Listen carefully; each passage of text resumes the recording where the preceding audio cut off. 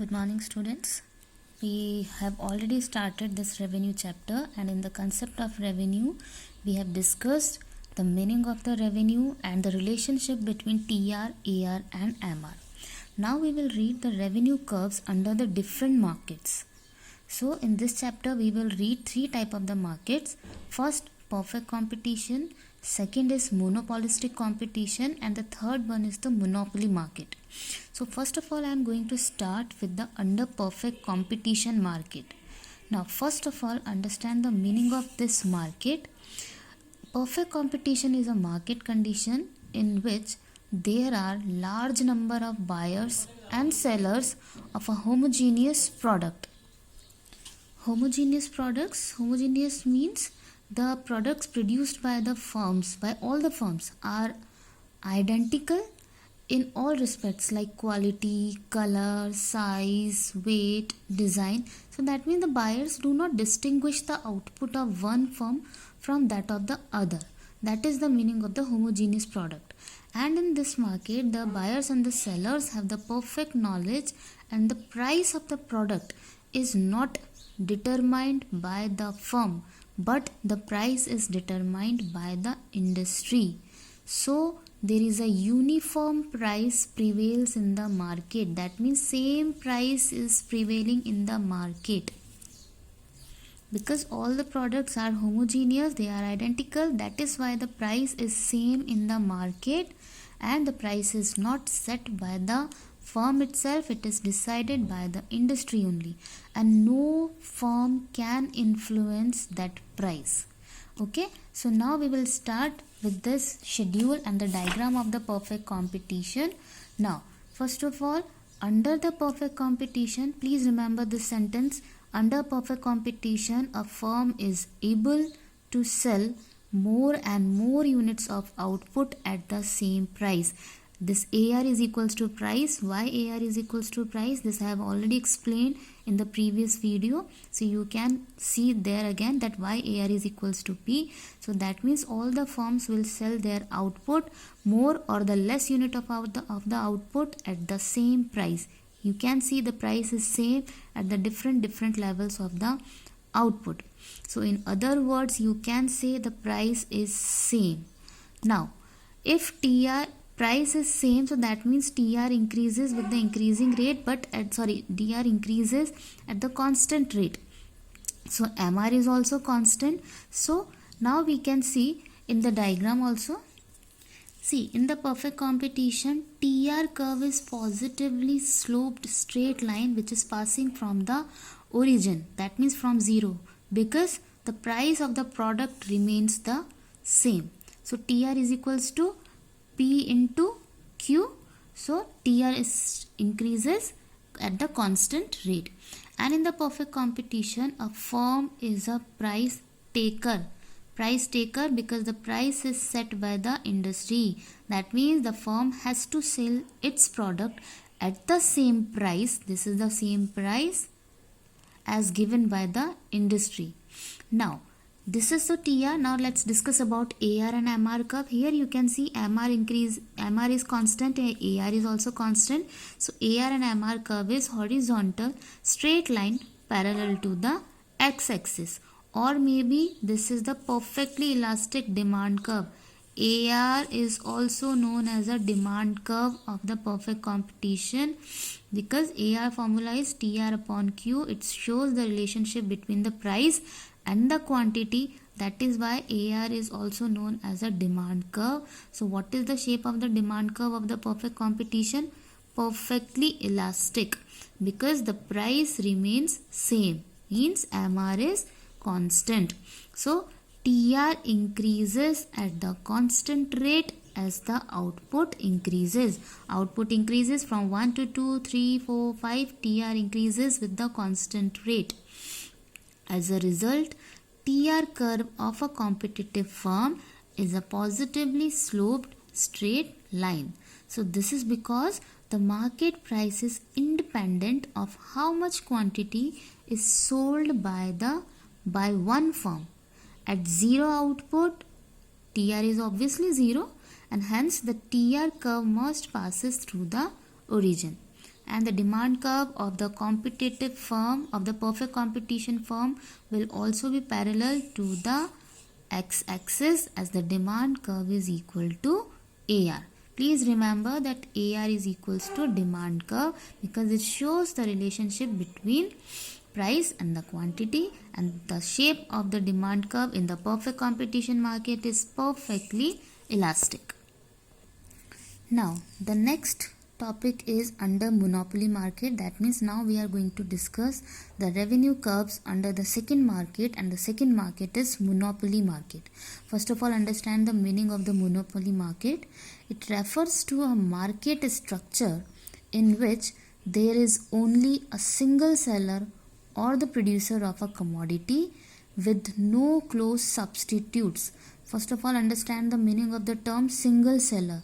Single seller or producer of a commodity means the firm has a full control over the supply of the commodity. Like any change in the amount of output produced by the monopolist would have significant influence over the market price. Single seller example, just like railways. There is a monopoly of the government in the railways. Now the second thing I said, there is no close substitutes. No close substitutes, that means the product sold by the monopolist has no close substitutes, and the consumer will have to purchase the commodity from the monopolist. Close substitutes, that means the goods which can be easily used for each other and are available at the nearly the same price. They are known as a close substitute. Just like railways, there is no close substitutes of the railway. Yeah, substitute is there by the roadways, by airways, by anything we can go, but no close substitute of the railways is available. So now let's start with the monopoly. So under the monopoly, a firm is required to reduce the price if it wants to sell more output. You can see the output increases and the price reduces. Under such a situation, the behavior of a TR and MR, now we will explain with the help of a schedule. Here you can see the output is increasing and the price is decreasing, because if the monopolist wants to earn the more benefit, it has to reduce its prices. So now TR, you can see in the TR increases, and after reaching its maximum point it starts decreasing. So MR is also, we can see 10, 6, 2, minus 2 and minus 6. Now let's discuss the same thing in the diagram also. First of all, TR you have seen that increases, reaches to the maximum and then diminishes. The same thing is shown in the diagram also.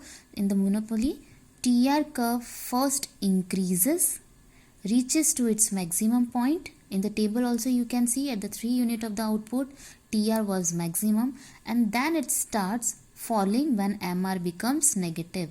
MR was minus 2, so TR also starts decreasing. This is shown in the diagram also. Now let's see the MR and the AR curve. Under the monopoly, the AR and MR curve slopes downward from left to right. It means that if a monopolist desires to sell more units of the output, he has to reduce the price.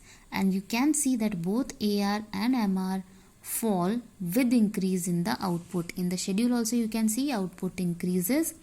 MR and AR both are decreasing. So both AR and MR will fall with increase in the output, but MR is always less than AR, or you can see less than the price.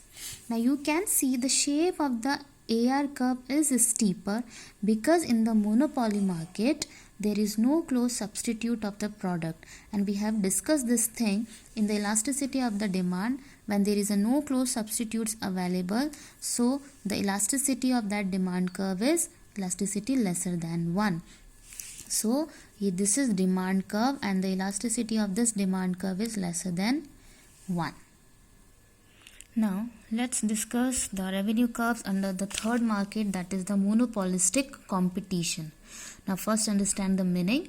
It refers to the market in which there are a large number of sellers, those who are selling closely related differentiated products to a large number of buyers. Now first understand the meaning closely related differentiated products. That means the buyers of a product differentiate between the same products produced by different firms. Like the number of firms is large in the monopolistic competition, but their products differ from one another. That means the product differentiation can be brought by changing the quality, color, shape, brand, durability with the help of advertisement, publicity. By this thing we can create the differentiation. So in this market, each firm has a partial control over the price of the product, and this market situation is the combination of the previous two market which we have already discussed. So example, like different type of soaps are available, but all the soaps are different. Thing is same soap, but product differentiation is there because of the quality, color, shape, size, fragrance. The difference is there. The differentiation is created by such things only. So now let's start the revenue curves. Here also you can see the TR first of all increases, reaches to its maximum, and then starts declining. The same thing is shown in the diagram also. TR starts from the origin, because zero level of the output, the TR obviously it is zero. Then it starts increasing, reaches to its maximum, and then when MR becomes negative, the TR also starts declining. Now under the perfect monopolistic competition, AR and MR curve slopes downward from left to right. Same like a monopoly, you can see MR and AR both are slopes downwards from left to right. It means that if a monopolistic firm desires to sell more units of the output, it has to reduce the prices. That's why you can see the prices falling. So both AR and MR curve fall with increase in the output, but MR is always less than AR or the price.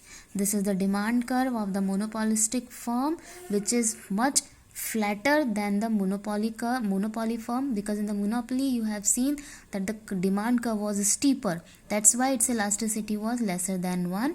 But this is flatter because we have already discussed if the close substitutes are available in the market. So for the close substitutes, the elasticity will be greater than 1. So the three markets we have already discussed: the revenue curves under the perfect competition, under the monopoly, and under the monopolistic competition.